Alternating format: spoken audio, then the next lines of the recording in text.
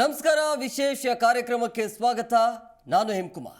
ರಾಜ್ಯದಲ್ಲಿ ಬೆಳಗ್ಗೆಯಿಂದ ಇಲ್ಲಿಯ ತನಕ ಏನೇನಾಗಿದೆ, ಇದರ ಜೊತೆಗೆ ಆಯಾ ಜಿಲ್ಲೆಯಲ್ಲಿ ಏನೇನು ನಡೆದಿದೆ ಅನ್ನೋದ್ರ ಬಗ್ಗೆ ನಮ್ಮ ಪ್ರತಿನಿಧಿಗಳು ಪ್ರತ್ಯಕ್ಷ ವರದಿಯನ್ನು ಕೊಟ್ಟಿದ್ದಾರೆ. ಒಂದೊಂದಾಗಿ ನೋಡ್ತಾ ಹೋಗೋಣ. ಪ್ರಮುಖವಾಗಿ ಗಡಿ ಜಿಲ್ಲೆ ಚಾಮರಾಜನಗರದಲ್ಲಿ ಬಿಜೆಪಿ ಜಿಲ್ಲಾಧ್ಯಕ್ಷರಾಗಿ ಮಾಜಿ ಶಾಸಕ CS ನಿರಂಜನ್ ಕುಮಾರ್ ಅವರನ್ನು ನೇಮಕ ಮಾಡಲಾಗಿದೆ. ಇದರಿಂದ ವಿಧಾನಸಭಾ ಸೋಲಿನ ಬಳಿಕ ಬಿಜೆಪಿ ಕಾರ್ಯಕರ್ತರಿಗೆ ಹೊಸ ಹುರುಪು ಬಂದಂತಾಗಿದೆ. ಈ ಬಗ್ಗೆ ಹೆಚ್ಚಿನ ಮಾಹಿತಿ ನೀಡಿದ್ದಾರೆ ನಮ್ಮ ಪ್ರತಿನಿಧಿ ಸುರೇಂದ್ರ.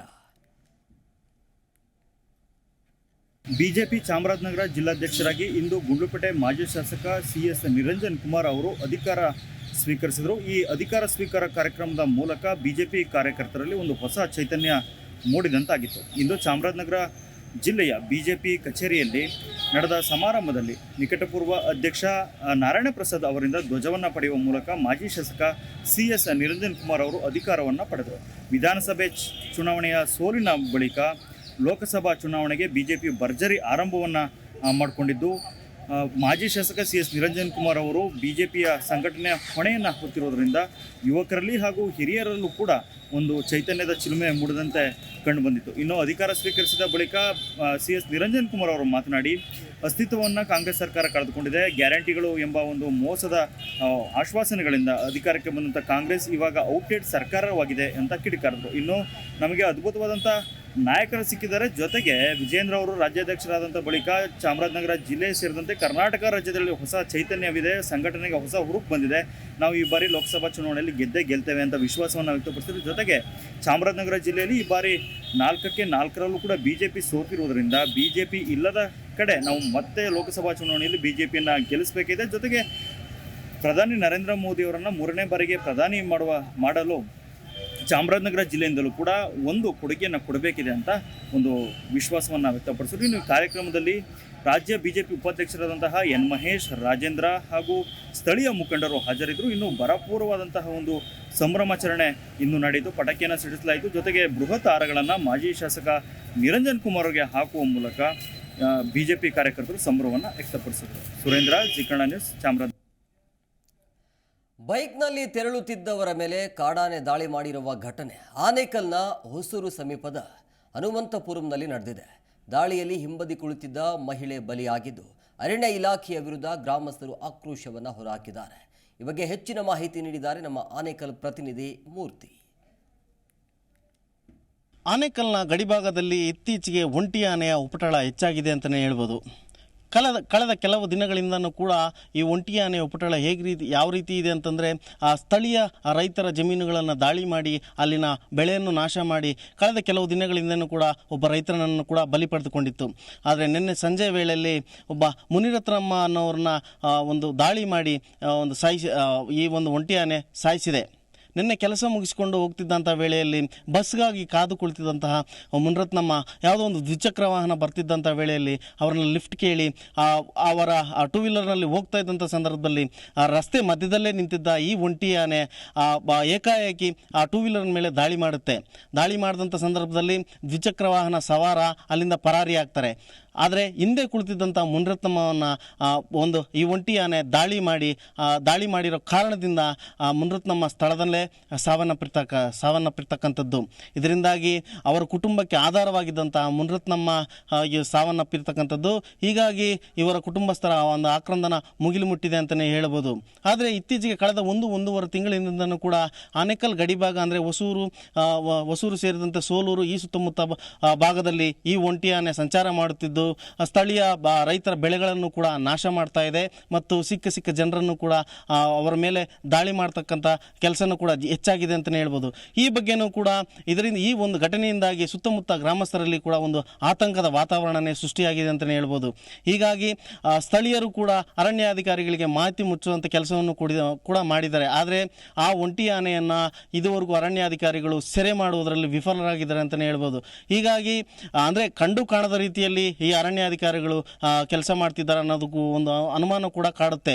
ಹೀಗಾಗಿ ಈಗಾಗಲೇ 2 ಸಾವಾಗಿದ್ದು, ನಿನ್ನೆ ಕೂಡ ಒಂದು ಮುನ್ರತ್ನಮ್ಮ ಅವರು ಸಾವಾಗಿದ್ದು, ಆದರೆ ಅರಣ್ಯಾಧಿಕಾರಿಗಳು ಯಾವ ರೀತಿಯಲ್ಲಿ ಈ ಆನೆಯನ್ನು ಸೆರೆ ಹಿಡಿತಾರಾ ಇಲ್ಲ ಅನ್ನೋ ಒಂದು ಆತಂಕದ ವಾತಾವರಣದಲ್ಲಿ ಒಂದು ಸುತ್ತಮುತ್ತಲಿನ ಗ್ರಾಮಸ್ಥರು ಮತ್ತು ರೈತರು ಕೂಡ ತಮ್ಮ ಬೆಳೆಯನ್ನು ನಾಶ ಆಗಿರೋದ್ರಿಂದ ಒಂದು ರೀತಿ ಆತಂಕದ ವಾತಾವರಣ ಸೃಷ್ಟಿಯಾಗಿದೆ. ಆದರೆ ಇನ್ನಾದರೂ ಅರಣ್ಯಾಧಿಕಾರಿಗಳು ಇದನ್ನು ಸೆರೆ ಹಿಡಿತಾರಾ ಇಲ್ಲವಾ ಅನ್ನೋದನ್ನು ಕೂಡ ಕಾದು ನೋಡಬೇಕಾಗಿದೆ.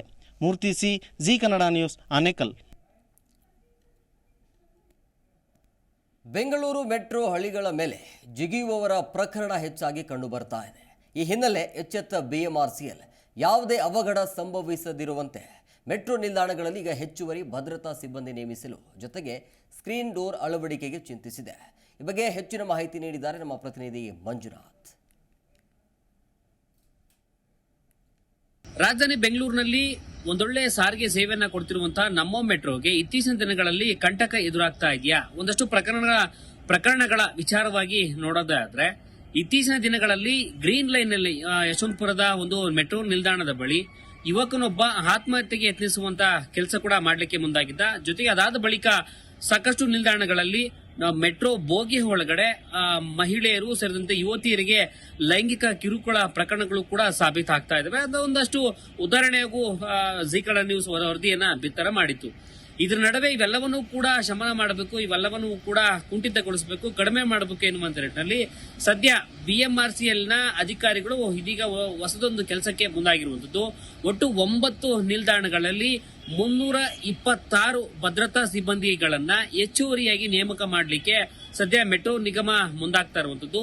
ಈ ರೀತಿಯಂತ ಪ್ರಕರಣಗಳನ್ನ ಆದಷ್ಟು ಕಡಿಮೆ ಮಾಡಬೇಕು. ಜೊತೆಗೆ ಸ್ಕ್ರೀನಿಂಗ್ ಡೋರ್ ಎನ್ನುವಂತದ್ದೇನಿದೆಯೋ, ಮುಂಬರುವ ಫೇಸ್ 2 ಫೇಸ್ 3 ಕಾಮಗಾರಿ ಏನ್ ನಡೀತಾ ಇದೆಯೋ, ಮುಂದಿನ ಒಂದು ವರ್ಷದಲ್ಲಿ ಈ ಕಾಮಗಾರಿ ಕಂಪ್ಲೀಟ್ ಆಗಿ ಜನರಿಗೆ ಸಹಕಾರಿಯಾಗುವಂತೆ ಮೆಟ್ರೋ ನಿಲ್ದಾಣಗಳು ಕೂಡ ಹೊಸ ಯೋಜನೆಗಳನ್ನ ತರುವಂತ ಕೆಲಸ ಮಾಡ್ತಿರುವಂತದ್ದು. BMRCL ಕೂಡ ಜನರಿಗೆ ಸಹಕಾರಿಯಾಗುವಂತ ನಿಟ್ಟಿನಲ್ಲಿ, ಮೆಟ್ರೋ ಪ್ರಯಾಣಿಕರಿಗೆ ಪ್ರಿಯವಾಗುವ ನಿಟ್ಟಿನಲ್ಲಿ ಈ ರೀತಿಯಾದಂತ ಪ್ರಕರಣಗಳನ್ನ ಕಡಿಮೆ ಮಾಡಬೇಕಂತಲೂ ಕೂಡ ಯೋಚನೆ ಮಾಡಿರುವಂತಹ BMRCL ಸ್ಕ್ರೀನಿಂಗ್ ಡೋರ್ಗಳನ್ನ ಅಳವಡಿಕೆ ಮಾಡಲಿಕ್ಕೂ ಕೂಡ ಮುಂದಾಗುವಂತ ಕೆಲಸ ಮಾಡ್ತಿದ್ದಾವೆ. ಈ ಸಂಬಂಧಪಟ್ಟಾಗೆ ಟೆಂಡರ್ ಅನ್ನು ಕೂಡ ಕರೆದಿರುವಂತದ್ದು ಸದ್ಯ BMRCL ಅಧಿಕಾರಿಗಳು ಮಾಹಿತಿಯನ್ನ ಕೊಟ್ಟಿರುವಂತದ್ದು.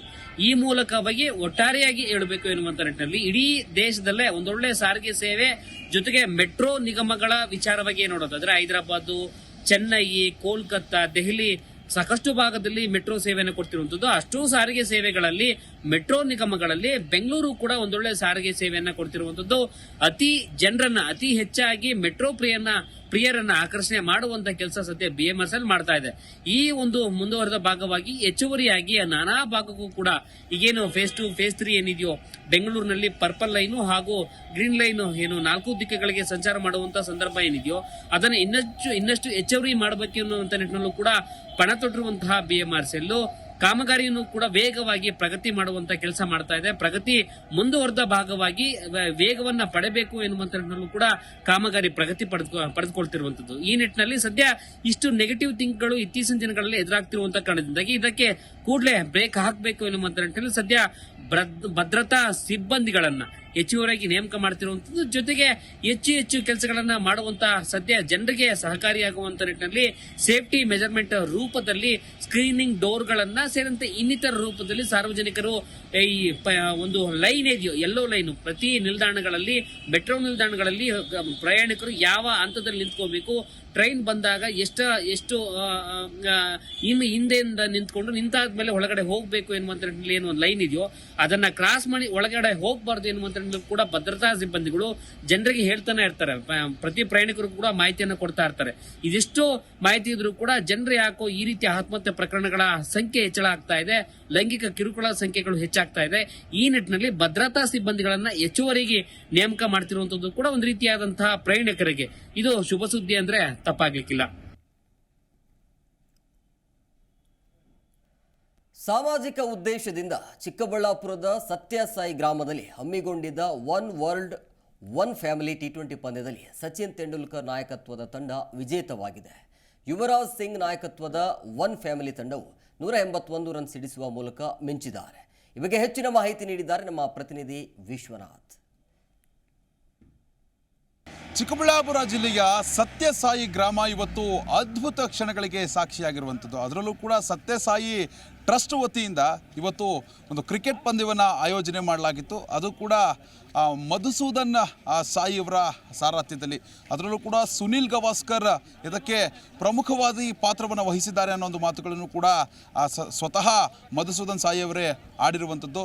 ನಿನ್ನೆಯಿಂದಲೂ ಕೂಡ ಜಿ ಕನ್ನಡ ನ್ಯೂಸ್ ಇಲ್ಲಿ ವರದಿಯನ್ನು ಬಿತ್ತರಿಸ್ತಾನೆ ಇತ್ತು. ಇವತ್ತು ಕೂಡ ಅದ್ಭುತವಾದಂತಹ ಪಂದ್ಯಕ್ಕೆ ಸತ್ಯಸಾಯಿ ಗ್ರಾಮ ಸಾಕ್ಷಿಯಾಗಿರುವಂಥದ್ದು. ಅದರಲ್ಲೂ ಕೂಡ ಕ್ರಿಕೆಟ್ ದೇವರು ಸಚಿನ್ ತೆಂಡೂಲ್ಕರ್, ಹಾಗೆಯೇ ಯುವರಾಜ್ ಸಿಂಗ್, ಮುತ್ತಯ್ಯ ಮುರಳೀಧರನ್, ಮ್ಯಾಡಿ, ಹಾಗೆಯೇ ಪೀಟರ್ಸನ್, ಈ ರೀತಿಯಾದಂತಹ ಯೂಸುಫ್ ಪಠಾಣ್, ಇರ್ಫಾನ್ ಪಠಾಣ್, ಈ ರೀತಿಯಾದಂತಹ ಚಾಮಿಂಡಾವಾಸ್ ಎಲ್ಲ ಆಟಗಾರರು ಕೂಡ ಹಿರಿಯ ಆಟಗಾರರು ಬಂದು ಇವತ್ತು ಕ್ರಿಕೆಟನ್ನು ಆಡಿ ಇಲ್ಲಿರುವಂತಹ ಗ್ರಾಮಸ್ಥರನ್ನು ಕೂಡ ರಂಜಿಸಿದ್ದಾರೆ. ಅದೇ ರೀತಿಯಾಗಿ ಒಂದು ಒನ್ ವರ್ಲ್ಡ್ ಒನ್ ಫ್ಯಾಮಿಲಿ ಅನ್ನೋ ಒಂದು ಕಾನ್ಸೆಪ್ಟನ್ನು ಇಟ್ಕೊಂಡು ಇವತ್ತು ಈ ಒಂದು ಕ್ರಿಕೆಟ್ ಪಂದ್ಯ ನಡೀತು. ಒನ್ ವರ್ಲ್ಡ್ ತಂಡ ಸಚಿನ್ ತೆಂಡೂಲ್ಕರ್ ಅವರ ಸಾರಥ್ಯದಲ್ಲಿ ಏನಿತ್ತು ತಂಡ, ಒನ್ ವರ್ಲ್ಡ್ ತಂಡ ಒನ್ ಫ್ಯಾಮಿಲಿ ತಂಡವಾದಂತಹ ಯುವರಾಜ್ ಸಿಂಗ್ ಸಾರಥ್ಯದಲ್ಲಿರುವಂತಹ ತಂಡವನ್ನು ಸೋಲಿಸಿರುವಂಥದ್ದು. ಒಂದು ರೋಚಕ ಪಂದ್ಯ ಕೂಡ ಈ ಒಂದು ಸತ್ಯಸಾಯಿ ಗ್ರಾಮದಲ್ಲಿ ನಡೆದಿರುವಂಥದ್ದು. ಒಟ್ಟಾರೆಯಾಗಿ ಪೌಷ್ಟಿಕ ಆಹಾರವನ್ನು ನೀಡಬೇಕು, ಶಿಕ್ಷಣವನ್ನು ಉಚಿತವಾಗಿ ನೀಡಬೇಕು, ಆಸ್ಪತ್ರೆಯ ಸೌಲಭ್ಯಗಳನ್ನು ಕೂಡ ವೈದ್ಯಕೀಯ ಸೇವೆಯನ್ನು ಫ್ರೀಯಾಗಿ ನೀಡಬೇಕು ಅನ್ನೋ ಒಂದು ಕಾನ್ಸೆಪ್ಟನ್ನು ಇಟ್ಕೊಂಡು ಮಧುಸೂದನ್ ಸಾಯಿಯವರು ಈ ಒಂದು ಸತ್ಯಸಾಯಿ ಗ್ರಾಮದಲ್ಲಿ ಟ್ರಸ್ಟನ್ನು ಓಪನ್ ಮಾಡಿಕೊಂಡು ಈಗಾಗಲೇ ಅನೇಕ ಸಮಾಜಮುಖಿ ಕೆಲಸಗಳನ್ನು ಕೂಡ ಮಾಡ್ತಾ ಇರುವಂಥದ್ದು. ಈಗಾಗಲೇ 5,000ಕ್ಕೂ ಹೆಚ್ಚು ಜನ ಈ ಪಂದ್ಯವನ್ನು ಕಣ್ತುಂಬಿಕೊಂಡಿದ್ದಾರೆ. ಇನ್ನು ದೇಶ ವಿದೇಶಗಳಲ್ಲೂ ಕೂಡ ಇದೇ ರೀತಿಯಾದಂತಹ ಸೌಲಭ್ಯವನ್ನು ನೀಡಬೇಕು ಅಂತಂದರೆ ಒನ್ ವರ್ಲ್ಡ್ ಕಾನ್ಸೆಪ್ಟನ್ನು ಇಟ್ಕೊಂಡು, ಒನ್ ಫ್ಯಾಮಿಲಿ ಕಾನ್ಸೆಪ್ಟನ್ನು ಇಟ್ಕೊಂಡು ಏನು ಈ ಟೂರ್ನಿ ಈ ಒಂದು ಪಂದ್ಯ ನಡೀತಲ್ಲ, ಇದೇ ಆಧಾರದ ಮೇಲೆ ಎಲ್ಲರೂ ಒಂದೇ, ಎಲ್ಲರಲ್ಲೂ ನಾವು ಅಂತಂದರೆ ವಸುದೇವ ಕುಟುಂಬಕಂ ಅನ್ನೋ ಒಂದು ಕಾನ್ಸೆಪ್ಟನ್ನು ಇಟ್ಕೊಂಡು ಈ ಒಂದು ಪಂದ್ಯವನ್ನು ಕೂಡ ಆಯೋಜನೆ ಮಾಡಲಾಗಿತ್ತು. ಅದರಲ್ಲೂ ಕೂಡ ಪ್ರಮುಖವಾಗಿ ಇವತ್ತು ಮಧುಸೂದನ್ ಸಾಯಿಗಳೇನಿದ್ದಾರೆ ಅವರ ಸಾರಥ್ಯದಲ್ಲಿ ಈ ಒಂದು ಪಂದ್ಯ ನಡೆದಿರುವಂಥದ್ದು.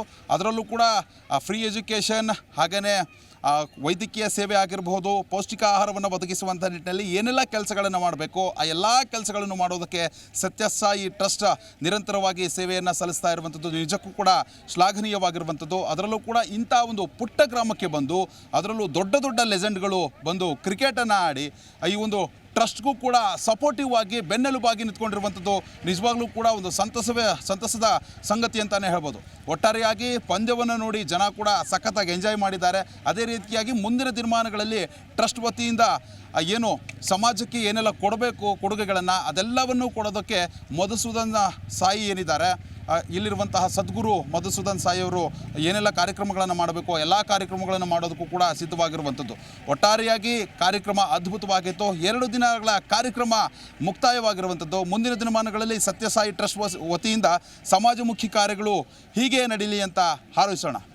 ವಿಡಿಯೋ ಜರ್ನಲಿಸ್ಟ್ ವೆಂಕಟೇಶ್ ಜೊತೆ ವಿಶ್ವನಾಥ್ ಹರಿಹರ, ಜಿ ಕನ್ನಡ ನ್ಯೂಸ್, ಬೆಂಗಳೂರು. ಕೇಂದ್ರ ಸರ್ಕಾರದಿಂದ ರಾಮ ಭಕ್ತರಿಗೆ ಗುಡ್ ನ್ಯೂಸ್ ಇದೆ. ಅಯೋಧ್ಯೆಯಲ್ಲಿ ರಾಮ ಮಂದಿರ ಉದ್ಘಾಟನೆ ಇರುವಂಥ ಹಿನ್ನೆಲೆಯಲ್ಲಿ ಜನವರಿ 22ರಂದು ಅರ್ಧ ದಿನ ಸರ್ಕಾರಿ ರಜೆ ಇರುತ್ತೆ. ಈ ರೀತಿಯಾಗಿ ಘೋಷಣೆ ಮಾಡಲಾಗಿದೆ.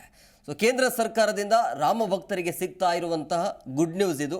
ಸೊ ಆವತ್ತಿನ ದಿನ ಅಂದರೆ ಜನವರಿ 22ರಂದು ಅರ್ಧ ದಿನ ಸರ್ಕಾರಿ ರಜೆ ಘೋಷಣೆ ಮಾಡಲಾಗಿದೆ.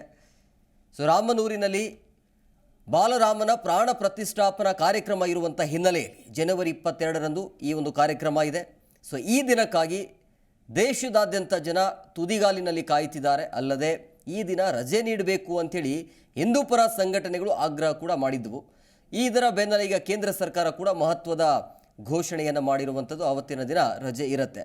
ಸೊ ಜನವರಿ 22ರಂದು ಕೇಂದ್ರ ಸರ್ಕಾರಿ ಕಚೇರಿಗಳು, ಕೇಂದ್ರ ಸ್ವಾಮ್ಯದ ಸಂಸ್ಥೆಗಳು ಆಗಿರ್ಬೋದು, ಜೊತೆಗೆ ಕೇಂದ್ರದ ಇಂಡಸ್ಟ್ರಿಗಳು, ಇನ್ನು ಶಿಕ್ಷಣ ಸಂಸ್ಥೆಗಳು ಮಧ್ಯಾಹ್ನ 2:30ರವರೆಗೆ ರಜೆ ಘೋಷಣೆ ಮಾಡಲಾಗಿದೆ. ಸೊ ಕೇಂದ್ರದ ಈ ಒಂದು ಘೋಷಣೆ ಬಳಿಕ ಇದೀಗ ರಾಜ್ಯ ಸರ್ಕಾರ ಕೂಡ ರಜೆ ಘೋಷಣೆ ಮಾಡುತ್ತಾ ಅನ್ನುವಂಥ ಪ್ರಶ್ನೆ ಈಗ ಕಾದು ನೋಡಬೇಕು. ರಾಜ್ಯ ಸರ್ಕಾರದಿಂದ ಯಾವ ರೀತಿಯಾಗಿ ತೀರ್ಮಾನಕ್ಕೆ ಬರ್ತಾರೆ, ಯಾವ ರೀತಿಯಾಗಿ ರಾಜ್ಯ ಸರ್ಕಾರ ತೀರ್ಮಾನವನ್ನು ತೆಗೆದುಕೊಳ್ಳುತ್ತೆ ಅಂತೇಳಿ. ಒಟ್ಟಿನಲ್ಲಿ ಕೇಂದ್ರ ಸರ್ಕಾರದ ಸೌಮ್ಯದಲ್ಲಿ ಯಾವೆಲ್ಲ ಬರುತ್ತಲ್ಲ ಅದೆಲ್ಲವೂ ಕೂಡ ರಜೆ ಇರುತ್ತೆ. ಮಧ್ಯಾಹ್ನ 2:30ರ ತನಕ ಜನವರಿ 22ರಂದು ಶ್ರೀರಾಮನಿಗೆ ಪ್ರಾಣ ಪ್ರತಿಷ್ಠಾಪನೆ ಇದೆ. ಬೆಳಗ್ಗೆಯಿಂದ ಮಧ್ಯಾಹ್ನ 2:30ರ ತನಕ ರಜೆ ಇರುತ್ತೆ. ಕೇಂದ್ರದ ಮಟ್ಟದಲ್ಲಿ ಅಂದರೆ ಕೇಂದ್ರಕ್ಕೆ ಒಳಪಡುವಂತಹ ಸರ್ಕಾರಿ ಕಚೇರಿಗಳಿಗೆ ಮಾತ್ರ ಅವಕಾಶ.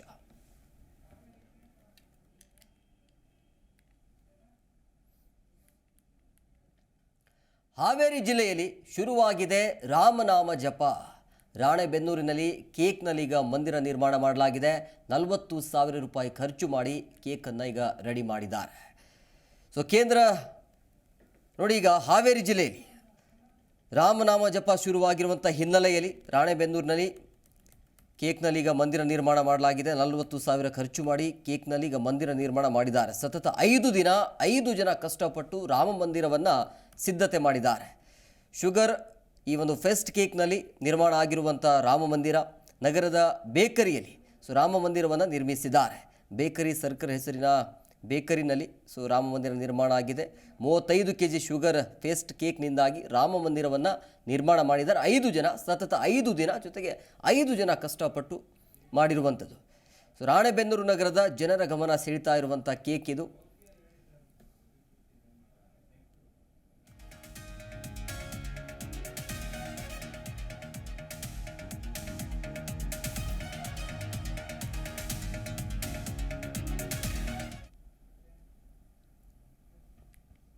ಅಯೋಧ್ಯೆಯ ರಾಮ ಮಂದಿರದಲ್ಲಿ ಶ್ರೀರಾಮನ ಬಾಲರೂಪದ ಪ್ರಾಣ ಪ್ರತಿಷ್ಠಾಪನೆ ಸಮೀಪಿಸುತ್ತಿರುವ ಹಿನ್ನೆಲೆಯಲ್ಲಿ ಈಗ ಮರ್ಯಾದಾ ಪುರುಷೋತ್ತಮನ ಪ್ರತಿಷ್ಠಾಪಿಸಲಾಗ್ತಾ ಇದೆ.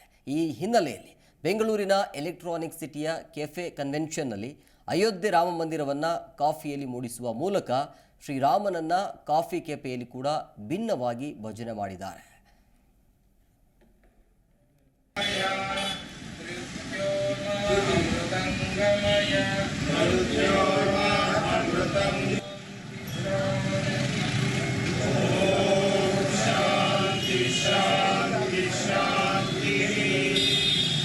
ಅಜ್ಞಾನದಿಂದ ಜ್ಞಾನದೆಡೆಗೆ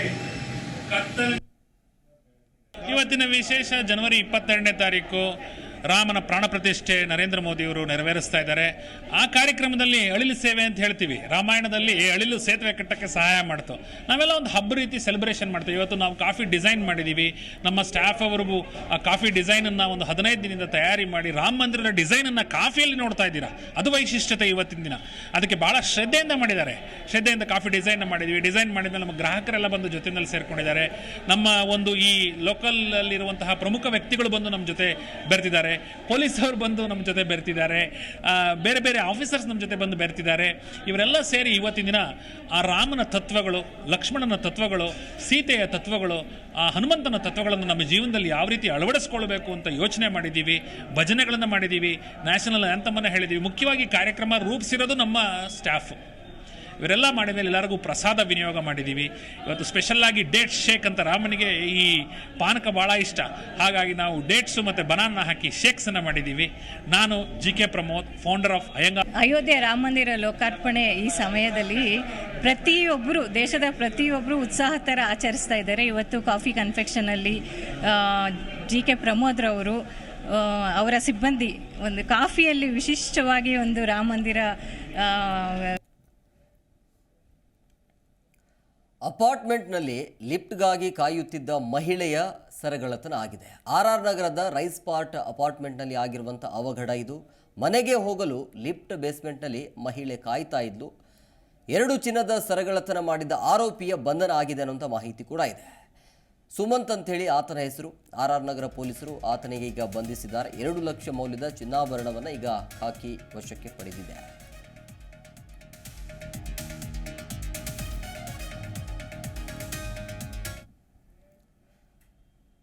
ಮಂಡ್ಯದ ರೈತರಿಗೆ ಜೀವ ಭಯ ಹುಟ್ಟಿಸಿದ್ದ ಚಿರತೆ ಈಗ ಸೆರೆಯಾಗಿದೆ. ಚಿರತೆ ಸೆರೆ ಹಿಡಿಯುವಲ್ಲಿ ಅರಣ್ಯ ಇಲಾಖೆಯ ಸಿಬ್ಬಂದಿಗಳು ಯಶಸ್ವಿಯಾಗಿದ್ದಾರೆ. 3 ತಿಂಗಳಿನಿಂದ ಕಬ್ಬಿನ ಗದ್ದೆಯಲ್ಲಿ ಬೀಡು ಬಿಟ್ಟಿತ್ತು ಈ ಚಿರತೆ. ಚಿಕ್ಕಮರಿ ಜೊತೆಗೆ ಬೋನನ್ನು ಇಟ್ಟಿದ್ರು ಅರಣ್ಯ ಇಲಾಖೆ ಸಿಬ್ಬಂದಿಗಳು. ಹೀಗಾಗಿ ರಾತ್ರೋರಾತ್ರಿ ಬೋನಿಗೆ ಈಗ ಸೆರೆ ಸಿಕ್ಕಿದೆ ತಾಯಿ ಚಿರತೆ.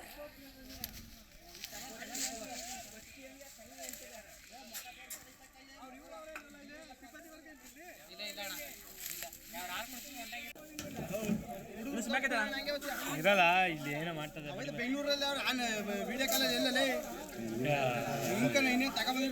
ಇಲ್ಲ ಇವ್ರು ಪೇಪರ್ ಕಣಿಲ್ಲ ಮಾಡಿದಿರಪ್ಪ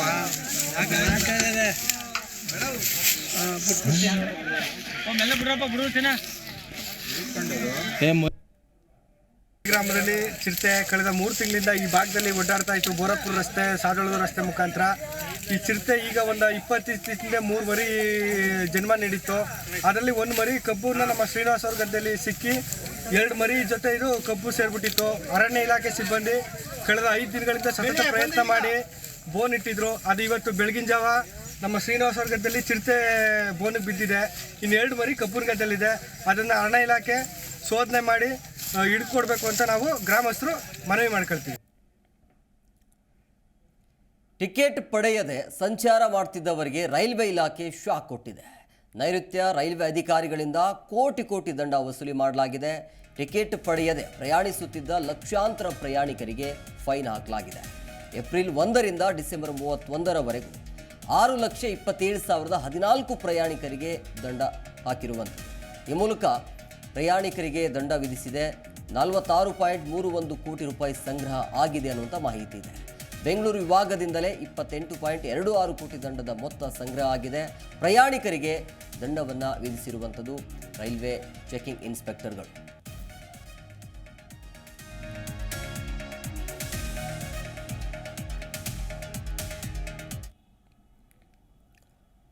ಸದಾಶಿವ ಆಯೋಗ ವರದಿ ಜಾರಿಗೆ ಸಂಪುಟ ಸಭೆ ನಿರ್ಧಾರ ಮಾಡಿದೆ. ಹೊಸ ಜನಗಣತಿಯ ಪ್ರಕಾರ ಮೀಸಲಾತಿ ಪರಿಷ್ಕರಣೆ ಆಗತ್ತೆ.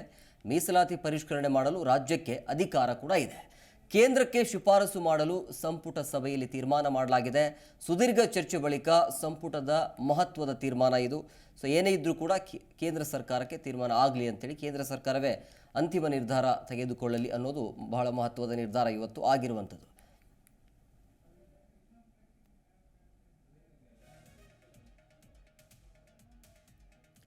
ಸದಾಶಿವ ಆಯೋಗ ವರದಿ ಜಾರಿಗೆ ಸಂಪುಟ ಸಭೆ ನಿರ್ಧಾರ ಮಾಡಿದೆ. ಅಂದರೆ ಹೊಸ ಜನಗಣತಿಯ ಪ್ರಕಾರ ಮೀಸಲಾತಿ ಪರಿಷ್ಕರಣೆ ಮಾಡಲಾಗುತ್ತೆ. ಮೀಸಲಾತಿ ಪರಿಷ್ಕರಣೆ ಮಾಡಲು ರಾಜ್ಯಕ್ಕೆ ಅಧಿಕಾರ ಕೂಡ ಇರುತ್ತೆ. ಕೇಂದ್ರಕ್ಕೆ ಶಿಫಾರಸು ಮಾಡಲು ಸಂಪುಟ ಸಭೆಯಲ್ಲಿ ಈ ರೀತಿಯಾಗಿ ತೀರ್ಮಾನವನ್ನು ತೆಗೆದುಕೊಳ್ಳಲಾಗಿದೆ. ಸುದೀರ್ಘ ಚರ್ಚೆ ಆದ ಬಳಿಕ ಸಂಪುಟದ ಮಹತ್ವದ ತೀರ್ಮಾನ ಇದು. ಫೆಬ್ರವರಿ 12ರಿಂದ ವಿಧಾನಮಂಡಲ ಜಂಟಿ ಅಧಿವೇಶನ ಕೂಡ ಇರುತ್ತೆ. ಫೆಬ್ರವರಿ 23ರ ತನಕ ಈ ಒಂದು ವಿಧಾನಮಂಡಲ ಅಧಿವೇಶನ ನಡೆಯುತ್ತೆ. ಫೆಬ್ರವರಿ 16ಕ್ಕೆ ರಾಜ್ಯ ಸರ್ಕಾರದ ಬಜೆಟ್ ಮಂಡನೆ ಆಗುತ್ತೆ. 23ರ ತನಕ ವಿಧಾನಮಂಡಲ ಅಧಿವೇಶನ ನಡೆಯುತ್ತೆ.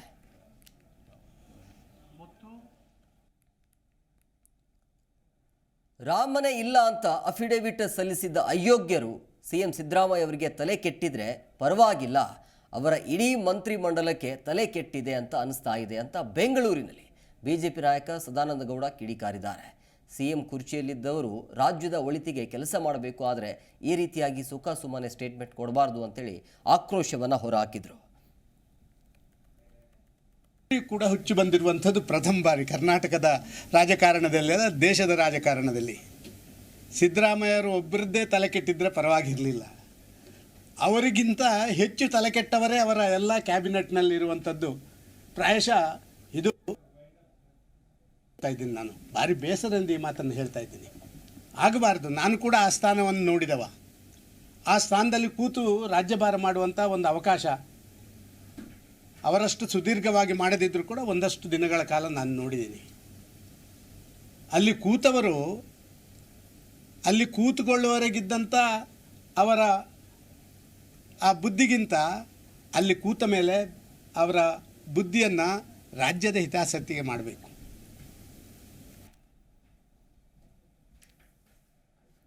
ಇದಿಷ್ಟು ಈವರೆಗಿನ ಅಪ್ಡೇಟ್ಸ್. ಮತ್ತಷ್ಟು ಅಪ್ಡೇಟ್ಸ್ಗಾಗಿ ನೋಡ್ತಾ ಇರಿ ಜಿ ಕನ್ನಡ ನ್ಯೂಸ್. ಸತ್ಯವೇ ಸುದ್ದಿಯ ಜೀವಾಳ.